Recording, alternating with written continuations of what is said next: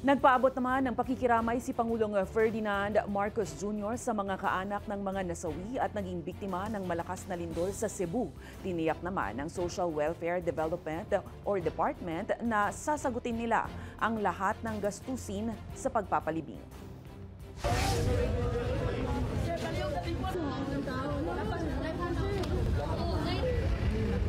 Nabalot ng iyak at dalamhati ang labas ng Bogos City District Hospital sa Cebu, kung saan nakaratay ang mga labi ng mga nasawi sa magnitude 6.9 na lindol sa isla nitong Martes, September 30.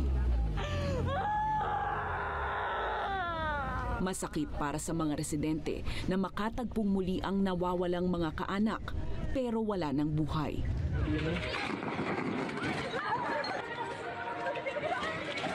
Ayon sa PHIVOLCS, nagmula ang pagyanig sa isang offshore fault line na ngayon lamang muling naitala ang paggalaw sa huling 400 taon.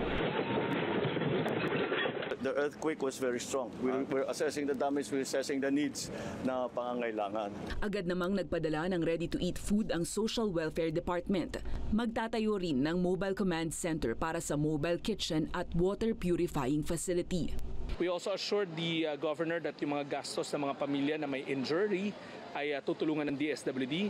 Yung mga sa kasamaang palad na matayan, we will also help them with the bills para sa pagpapalibing. Ayon sa Department of Health, sagot rin ng pamahalaan ang libreng pagpapagamot sa mga sugatan.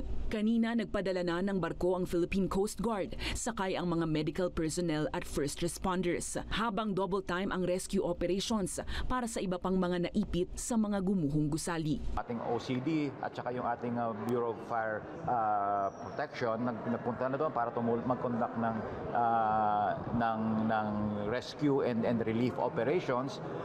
Nandoon din ang ating PNP para siguraduhin na yung peace and order natin. Doble kayod na rin ang Department of Public Works and Highways para suriin ang mga pasilidad, kalsada at tulay. Sa paunang pagtataya ng ahensya, nasa 1.2 billion pesos na ang halaga ng pinsala sa infrastruktura. Nag-start na tayo mag-ayos, nakita nyo naman sa road. Pero tuloy-tuloy tayo. Itong hospital, very important. No? Number one, we have to assess if it's safe. If we find out it's safe in 1 to 2 days, then we will start immediate repair. Una nang idineklara ang state of calamity sa Cebu para sa mas mabilis na pag-release ng calamity funds. Umiiral na rin ang price freeze sa petrolyo at pangunahing mga produkto. Sa mga LGUs nga please be proactive at timana ang katauhan.